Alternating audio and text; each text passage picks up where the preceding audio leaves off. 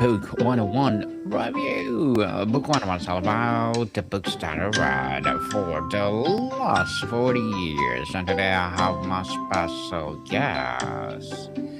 He's one of the rare innovators who can claim that the work on regulating, defying freight train, and can an award winning board game for teaching entrepreneurship and innovation. And of course, the author of the book, Augmented Strategy, and other than Mr. Bruno Pešec. Happy to be here. Welcome, Mr. Bruno, on Book 101 Review. And can you please introduce more about yourself that I miss? Well, you covered the most important things, and you mentioned the book. So, what's relevant is that uh, I have been working with large enterprises for more than a decade now, solving big, complex problems. And some of the biggest problems relate to very simple questions like how do we decide what to do next? That can be simple, like do I want to yogurt, or it can be very complex. Which market do we enter now? What product services should we introduce? What should we decommission? And it's the later that I'm focused on more. Yes, and more. And thank you so much for sharing your knowledge and wisdom to the world. Thank you, Mr. Bruno. The cheering squad is giving you a cheer. Thank you. So let's talk about the book itself. The title Mm, Augmented Strategy suggests a partnership. What is the fundamental flaw in the common debate of data versus intuition? And why is it mm, combination the only viable path forward mm, for a modern leaders? mm, mm. So, over the last decade, we basically had two camps developing. One using data all the time, that then turned into a whole market and business, so-called big data. There was a huge promise of, if you connect all your data sources, if you just pool them together, you will magically be improving your business. You will unlock hidden value, etc., etc. That has not happened, and today what we are seeing instead is going to more, hey, targeted data, use LLMs, use AI that will do that for you. So again, another promise, and we have yet to see if it will be fulfilled. And then you have the other side of the spectrum, almost on the extreme, where you have very experienced leaders preferring to follow their gut feeling instead of relying on analytics, analysis, detailed reports, etc. So even when they're presented arguments and data, they will still go with their gut and they'll say, this is not what I feel, this is not what I smell, but I want to go the other way. And these two spectrums, neither of these two extremes are good. Actually, the middle path is the optimal path, because what people call gut feeling, that is actually experience. And sometimes we are able to articulate, sometimes we are unable to articulate what do we see as problematic with some decision. But if you're feeling in our gut or in our body that something isn't right, it is a good signal to stop, reflect, and analyze the situation. When we can combine our experience with the data from many sources inside the organization, outside the organization, then we get on that middle path that is ideal for making the best possible decision at the right time. At least that's the argument we are making in the book. And that's why we called it augmented strategy. It is reinforced, it is not supplanting each other, but they're kind of intertwined, coming together, augmenting each other. The gut experience and the data from various sources. Interesting, Mr. Bruno. And tell us, what is the most dangerous strategic mistake you see organizations make when they either blindly follow data or stubbornly rely on gut instinct alone? You're going straight for it. So the worst thing that we have seen that can happen is when the leaders, the organizations actually do not agree on what is the decision to be made. I mean, this sounds so trivial and so obvious, but I cannot tell you how many boards I have worked with and how many top managers I have worked with where within their leadership team there was misalignment around what are we actually deciding on. Mm. If we have not aligned and agreed on what is the decision we are making, are we making make or buy decision, are we making a market entry decision, are we making an acquisition decision, like if you're not clear on that, then it doesn't matter the data and what the gut will be telling you, because everybody that's working on this decision is misaligned. And that's number one, because when we know what is the decision we are trying to make, then we can start figuring out, okay, what insight are we missing, what knowledge are we missing, what steps do we need to take towards that decision, and then we can start looking for data and experience that might inform the decision making process. So, number one, figure out the decision you're making and make sure that everybody involved in the decision making process agrees on, yes, this is the decision we're trying to make. This is what we're trying to figure out together. In organizations, we work together. We don't do work to each other, but we work together. Cooperation. Yes, we work together as a unity, people. Oneness for sure. So, Mr. Bruno, why is speed such a critical component for of this framework? How does the combination of human and machine not only improve decision quality but also dramatically accelerate the strategic cycle? Mm, mm, mm. The best use of any technology is to empower human creativity in human work. That's at least our position. When it comes to analyzing and crunching large number of data sets, of course we want to use technology for that. We are not going to calculate by hand 10 million data points. We are going to use technology, be that the newest LLMs or something old school like spreadsheets with macros, automations, etc. We want to automate the boring stuff so we can use the creative juice on the important stuff, which is figuring out, okay, how do we make this possible? How do we make this the best possible decision, etc.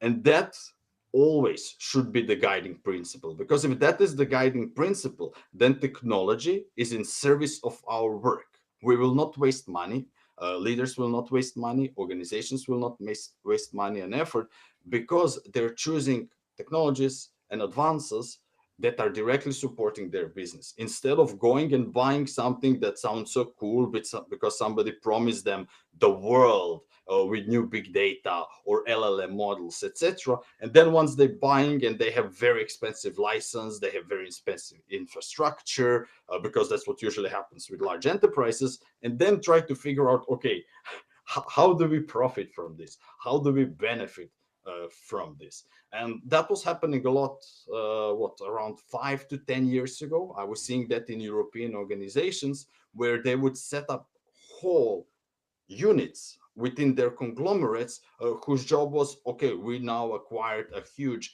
data oriented software, figure out how can we make money out of data we have. And everybody was scratching their heads.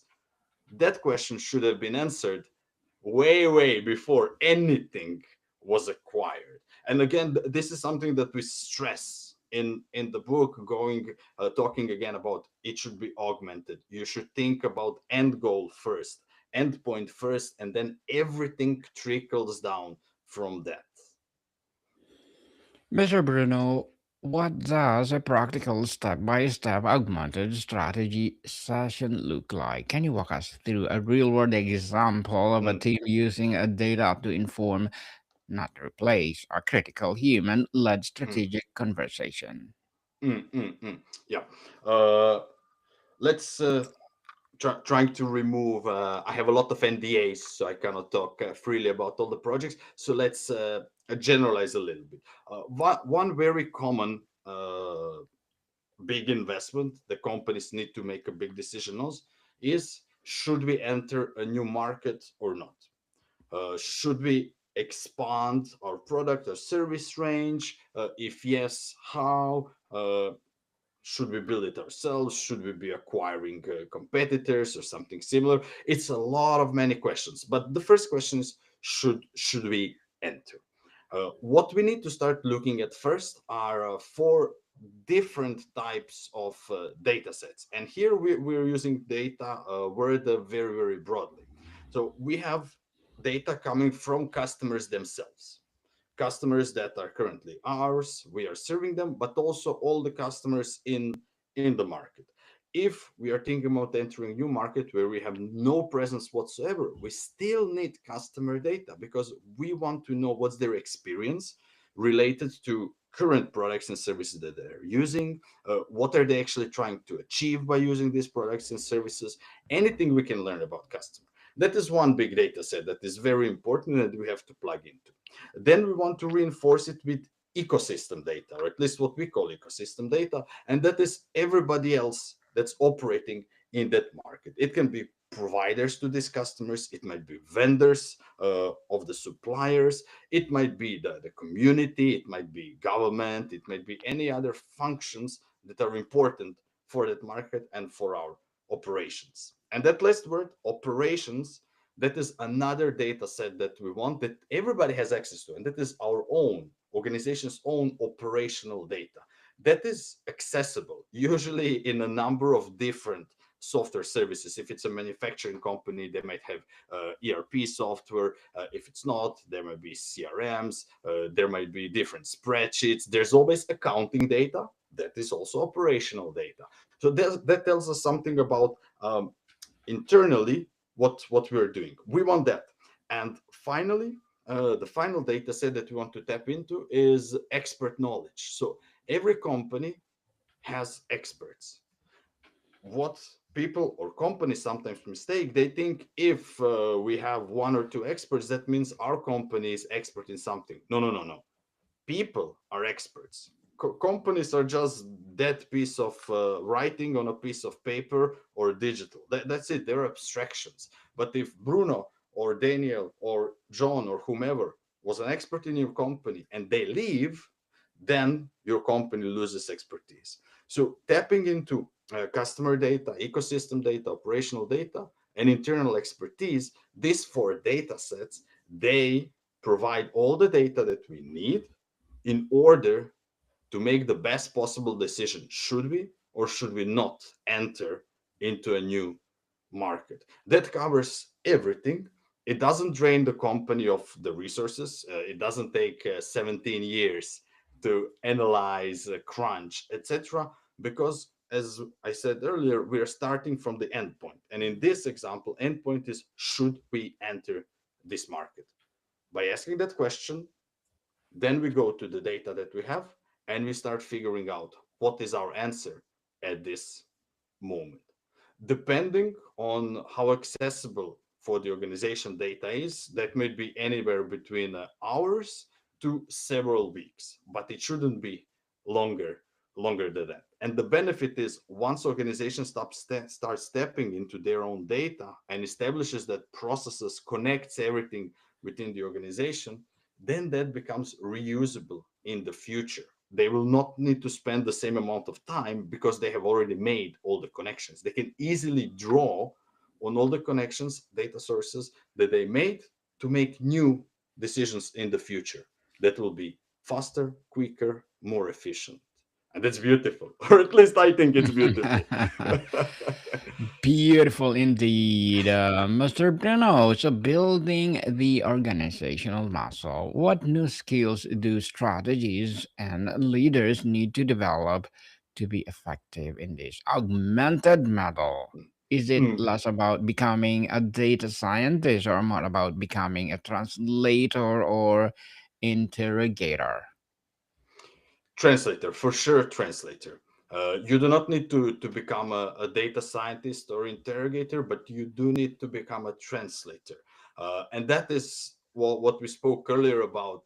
You need to translate. So if you're a leader, especially if you're high up, you need to translate strategies and objectives of the company to the language that everybody understands, because leaders don't get anything done on their own. Frontline people get things done. People reporting to leaders, they're the ones that get things done. And it's important that leaders translate what the organization wants to do to everybody who is actually doing the work. Because if that is not translated properly, then everything is 100 times more difficult. When they can translate objectives into tangible desired outcomes and tangible plans, then we can figure out how to execute them, how to implement them, what data do we need, how do we make better decisions. So I like what you call them, translators. That is what we should go with and definitely suggest. And you will notice I deliberately did not talk about, you don't need to go and train some frameworks or go to university or something. Anybody can do this with a little bit of effort. We just need to come together, talk together, work through things together. That just does a lot of Translator. lifting, but it's Mhm. challenging. Yes, challenging. And we need a translator for sure. So, beyond fancy AI, what are the accessible foundational tools and dashboards that may organization can implement to start practicing augmented strategy without massive tech investment? Mm, mm, mm. Well, the easiest without any investment is to look and make a list of all the big decisions. What we talk about big decisions is those that can make or break the organization. Anything that is 100 millions more, anything that is very uncertain, very risky, that has very unclear outcomes, those are all good candidates. So make a list of big decisions. You can ask questions like what are most challenging decisions in our organization, how does our decision making process look like, how can we move from top down approach to empower decision making. So all of these are little questions that can help you when you have identified these big decisions. Pick one to start, and you can do it almost as a mini workshop. So you have that one decision, key decision, that has big impact on your organization, and start working together. Ask each other, okay, what do we need to know to make the best possible decision? This is very simple but very powerful question, because what you want to do, you want to uncover any knowledge gaps that you have, any uncertainties that you have. You do not have to have the answer at that second, at that workshop. The point is opposite, to identify gaps and holes that you want to fill in the future. When you have identified these inside gaps, then the next step is figuring out, okay, what data, what experience would let us know what we need to learn, and then just start looking for it in your organization, outside the organization, at etc. This can all be done in a workshop setting without any investments in technology, external help, nothing whatsoever. When you have that big decision, these are insights we need, this is data and experience that will give us the insight that we need. You have everything you need. Get out and learn and see what is happening.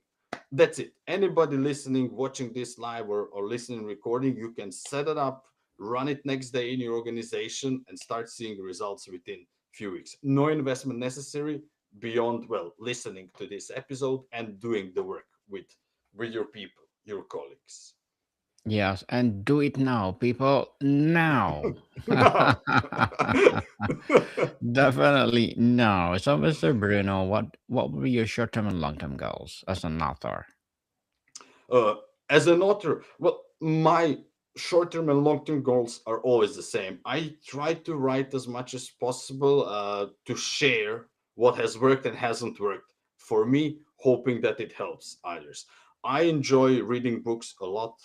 They help me a great deal with brilliant ideas, ways to do things. When I have a question, I go to the library, I talk to the librarian, I go online, I'm looking for book reviews, trying to find who had experience and wrote something about the problem I'm researching. So I'm trying to pay it back. I'm trying to put solutions to the problems I have experienced, and I hope it's helpful to people. That's it. That's my one and only goal in writing everything: books, blog posts, ebooks, everything. And good luck to your goals and looking forward for more success. Mr. Bruno, and what will be your piece of advice for those people out there who want to be like you? Mm, Like me, mm-hmm, I'm not sure if this is helpful advice, but what is most important, or I have found most important, is curiosity. Don't allow anyone to destroy your curiosity. As long as you keep asking questions, genuine questions, curious questions, that's a great way to keep learning forever. And that would be my piece of advice. Remain curious. Don't allow anyone to take that away from you. yes, people, be curious always. Who knows, you will be the next Einstein and discover what going beyond our solar system. That will be interesting. And thank you for that advice, Mr. Bruno. And can you please recommend a book of books that influenced your journey? Ooh, uh, one of the books that really influenced me over the last few years. That it may be a bit difficult to find, but I encourage you to go into secondhand bookstores and try to find it. It's a Facilitator's Handbook from John Heron. Mm-hmm. It's not about augmented strategy. It's not about strategy at all. What this book is about is how to work together, but it's very practical. It is from a professional that has been facilitating group work all his life, and the insight I found in that book was amazing. To me, it was mind-blowing. It was about how to work together as equals. So not, what I mentioned earlier, do work with people, not on or to people. So that is my recommendation. If you're working any type of work in a company or any type of bigger organization, go get that book, get inspired, and get some practical. It's a very practical book. A practical book, and thank you for that recommended book, Mr. Bruno. So, looking forward, how will the advancement in generative AI and large language models change this human data partnership? Will the human role shift for interpreter to curator or editor? Mm, mm, mm. We will see. Any three of those that you mentioned is quite possible. At the moment, there's a lot of talk about it. It's a big bubble, and I think we will really see real stuff in 5 to 10 years. At the moment, it is likely that there will be both creation and editing, and those that will benefit the most are those that will be able to use technology to augment their existing work processes. So experts that already know what they're doing, they will benefit the most if they're able to tame the technology. Those that have no clue what they're doing, they will just create more waste, unfortunately. Hmm. Yes, create more ways to be better.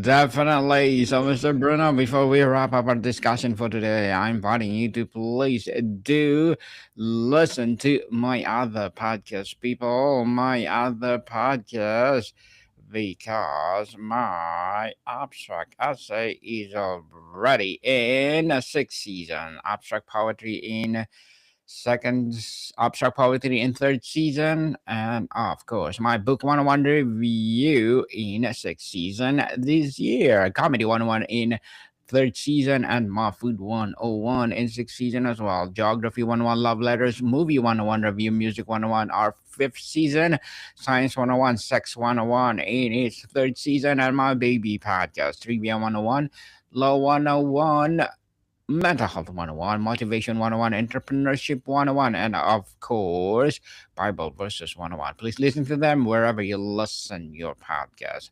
Mr. Bruno, for a leader feeling overwhelmed by a data but pressured to be more data driven, what is one of the small experiment they could run next week to start building their augmented strategy muscle? Sit down, make a list of all the major decisions you have to make within next 12 months. Pick one, detail what you need to make the best possible decision. That's it. Mm. Yes, definitely, and thank you for that. Mr. Bruno, and can you please invite our listeners to support your book, your advocacy, or your projects that you're doing right now? The book that you have heard and seen on the screen, you can get it from Amazon all over the world. I suggest using Amazon, which is closest to you. And for all the other material, I'm making that freely available on my website. So just go to www.pesc.no, or you can contact Daniel. He has my private contact information. Yes, please do connect with us because if you connected, and for sure, Mr. Bruno will give you the best of the best. Let's support him because if you support him more and more empowering books like this to rise. So I have one more question, Mr. Bruno. How do we measure the ROI of augmented strategy? Is it the faster time to decision, better market outcomes, reduce risk, or something else? The best measure of ROI is literally measuring return on investment, because you should be augmenting your biggest decisions, and then the biggest returns are going to be your business results. There's no need to beat the bush, just measure as you would usually measure it. That's the whole point of augmenting your decisions. Yes, Mr. Bruno Pešec, thank you so much for your time. Thank you for having me, Daniel. Welcome, people. See you soon.